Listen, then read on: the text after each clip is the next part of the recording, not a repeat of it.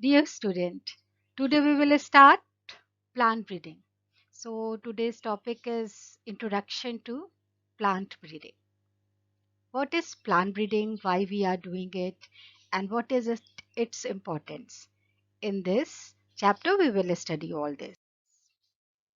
So introduction to plant breeding. Plant breeding is actually not only a science, it is an art of cultivation. Plant breeding is defined as an art and a science which together deals with genetic improvement of plant in relation to their economic value.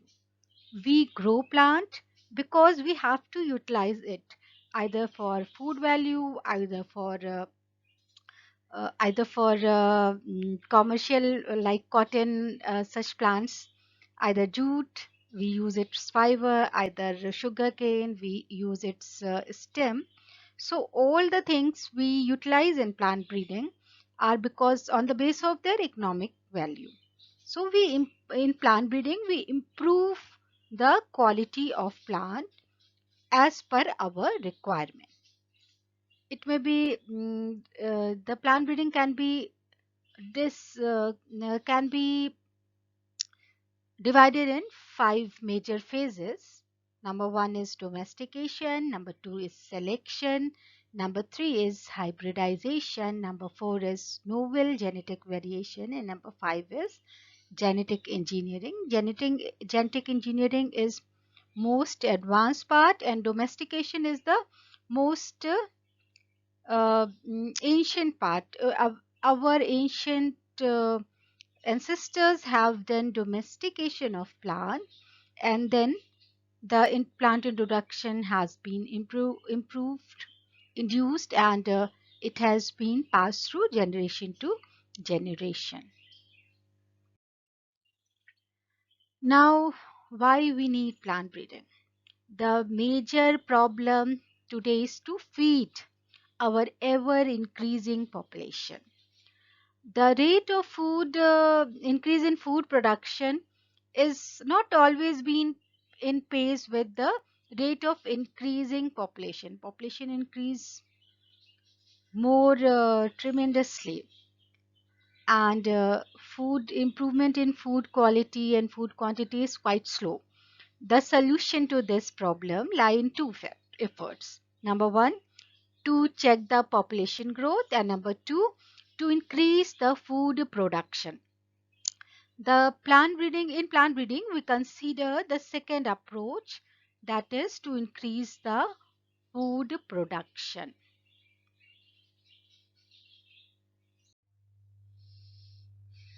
Now, increase in food production can be achieved by number one, increasing the land under cultivation, and number two, better agronomic practices, including irrigation facilities and use of fertilizer. But plant breeding is the most important of all these methods, as we select here and uh, we utilize the selected plant to grow further. What is the objective of plant breeding? The main objective of plant breeding is to improve the agronomic quality of the economic crop.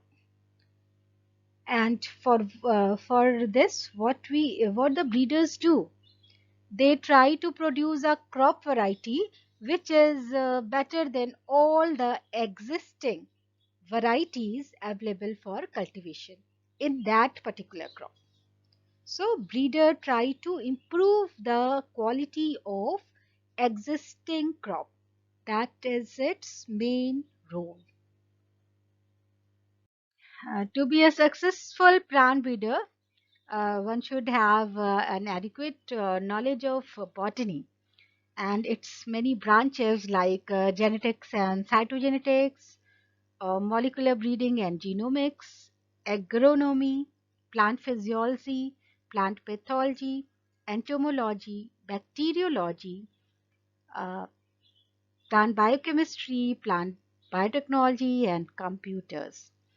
These all are essential to become a good or a successful plant breeder. A plant breeder should keep in mind that the variety to be bred should possess the following characteristics.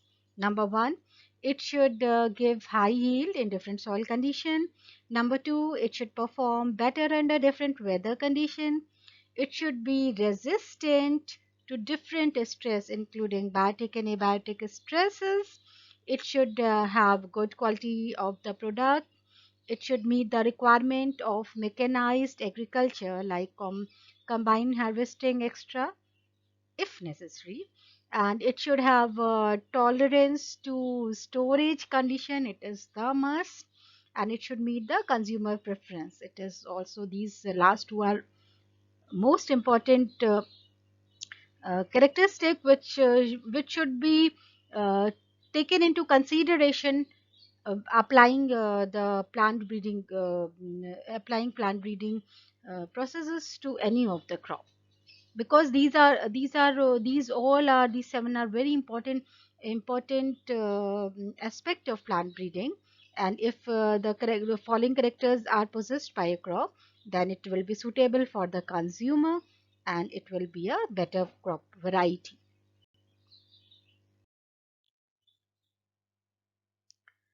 Now, history of plant breeding. Although history comes from the ancient time where when uh, the human being have just started the civilization, he started civilization, and he has tried to grow crop in the area where he lives. And you know that they were gatherers and hunters. They roam all about, and they take out some food or some fruits from the trees, and they grow their nearby area. That was the starting of plant breeding, and you can say domestication and plant introduction started from there. But the hybridization or scientific record was first available from Thomas Fairchild, where he has tried to make first hybrid plant in 1717 by Sweet William and Carnation. Then come Joseph Carl Reuter. He made first cross in tobacco for getting artificial hybrid. Then Vilmorin in 1856 developed sugar beet successfully using his method of progeny testing. Then Johnson proposed pure line theory in 1903. Shull and East started experiment on inbreeding on maize, inbreeding of maize in 1904, and produced single cross hybrid in maize. D. Jones in 1818 suggested that the double cross hybrid was useful for the exploitation of hybrid vigor. You know, hybrid vigor is the improvement of the quality of offspring in comparison to its both of its parents. Now we should come to history of plant breeding in India. In India, organized agriculture research started from 1871, when Government of India created Department of Agriculture. So that was the starting of Indian organized agriculture research on plant breeding. And in 1905, the first agriculture institute, that was Imperial Agriculture Research Institute, was established in Pusa. It was situated in Bihar, and uh, due to some earthquake or some destruction in that particular institute, it was then again shifted to New Delhi in 1936. The name of the institute changed to Indian Agriculture Research Institute, that is IARI, in 1946. This is an important point to know. And the Imperial Council of Agriculture Research was established in 1929. It, it has also its changed name, as Indian Council of Agriculture Research, ICAR, in 1946. So the name ICARI and IARI we get from 1946, and from then onward these names are till now we are well known about this name, these name and this institute. The Indian Central Cotton Committee was established in 1921. The first agriculture university was established in 1960 at Pantnagar, Nainital, Uttar Pradesh. That was a very important point. It is a leading university of plant breeding right now also. And there are some very important achievements in plant breeding. One of this is semi-draft wheat and rice variety. Semi-draft wheat variety was developed by Annie Borlaug. You know it is important for its importance in Green Revolution, and his associate at CIMMYT in Mexico. It is an international center of wheat and maize improvement institute, and they have used Japanese variety Norin 10 as the source of drafting gene. In 1963, ICAR introduced several semi-draft selection from CIMMYT. Kalyan Sona and Sonalika were selected from these material. The semi-draft wheat varieties are logging resistance, fertilizers responsive, high yielding, and photo insensitive. They are generally resistant to rust and other major diseases of wheat due to the incorporation of resistant gene in their genotype. In addition, they are photo insensitive, and many of them are suitable for late planting. This has enabled cultivation of wheat in non-traditional area like West Bengal, which is traditional area is Punjab. Now, wheat drafting gene RHT1, RHT2, RH or RH1 plus RH2 leads to increase at least 15% over the tall isogenic line. And semi-draft wheat are also photoinsensitive due to the gene PPD1 and PPD2. The best combination of RHT and PPD appears to be RHT1 plus PPD1 or PPD2, or RHT2 plus PPD1 or PPD2. So RHT gene encode DELA dominant protein that repress transcription of gibberellin responsive gene. Gibberellin, you know, it is a hormone for improvement of height in plant, and DELA gene, this repress the gibberellin responsive gene. These variety were from D. Geovogen, a draft early maturing variety of Japonica rice from Taiwan.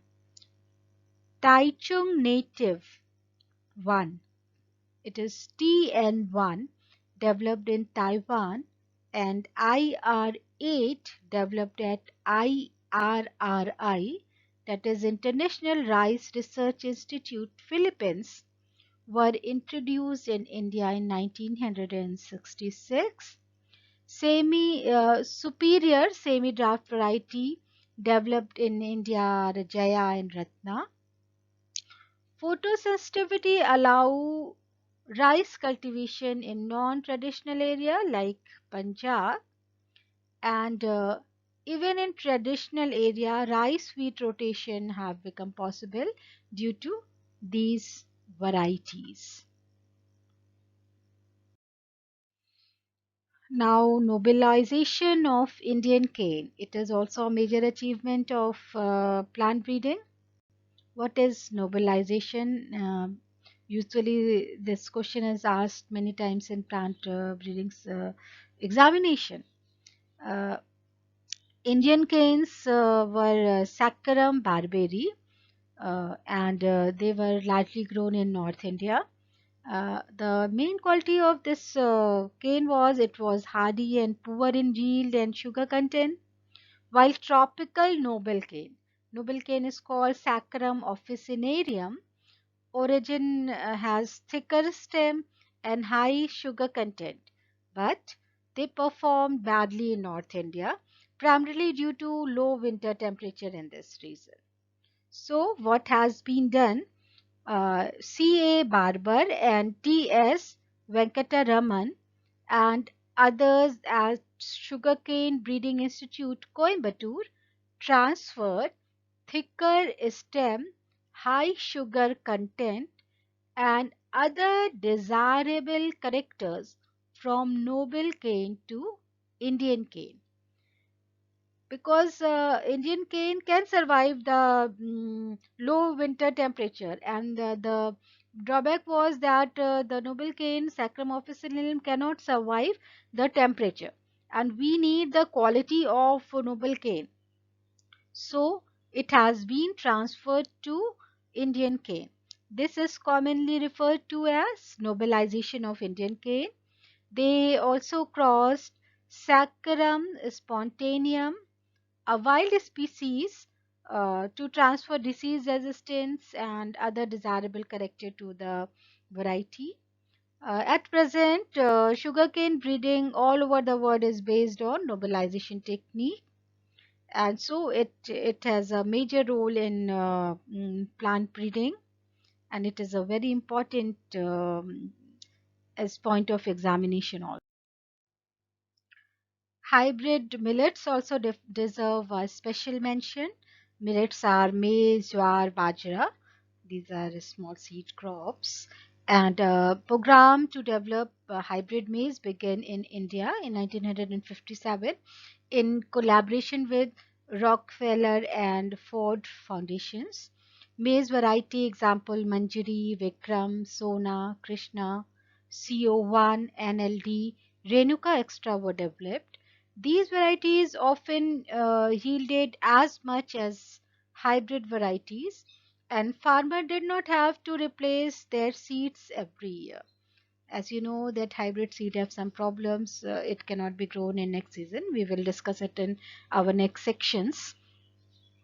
Currently single cross hybrid variety example Vivek, maize hybrid 9, Malvea hybrid Makka 2 and Vivek OPM 9 are available. And development of hybrid sorghum and pearl millet varieties began in 1961, and their first hybrid variety, that is CSH1 in sorghum and BHB1 in bajra, were released in 1964. Since then several hybrid varieties have been released in jowar, that are C SH2, CSH3, CSH5, CSH6, CHS9, CSH10 and CHS11 extra. And in Bajra, many varieties such as PHB14, BJ104, BK560 have been released. These are existing variety and they perform very well in market. So these are the achievements of plant breeding in which are very peculiar, and these achievements like nobilization of cane, hybrid millets, and drought variety of wheat and rice, these are remarkable achievements of plant breeders. Hybrid cotton. This is also one of the major achievement in plant breeding. The first hybrid variety of cotton was H4, a hybrid form to Gossypum hirsutum stains. It was developed in 1970 by Gujarat Agriculture Institute, Gujarat Agriculture University, Surat Station. Since then, several other hybrid varieties like JKH1, Godavari, Sugana H6, AKH468, all with Gossipum hirsutum, and Varalakshmi CBS 156, Savitri Jayalakshmi S2HC, all with Gossipum hirsutum and Gossipum barbidens, have been released for cultivation. Effort to utilize cytoplasmic male sterility for hybrid seed production have been successful, and hybrid based on CMS have been released recently. Two hybrid variety desi cotton, that is G-Cot DH7, G-Cot and DH9, were also released. You are well aware of BT cotton, and these are the transgenic variety which are also approach of plant breeders, and now we are in the age of BT cotton. These all are the improvement of BT cotton, as you are well aware that it is pest resistant variety.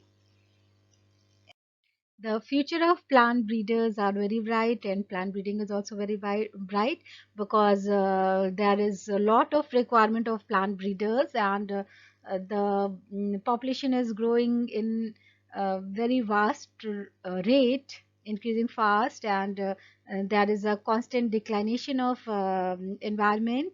We know we are facing water scarcity, cultivated land scarcity, in increasing population, environmental degradation, constant emergence of pathogen, biotypes of pathogen, insect pests, shortage of nutrients, and adverse effect of these all are the adverse effect of climate change.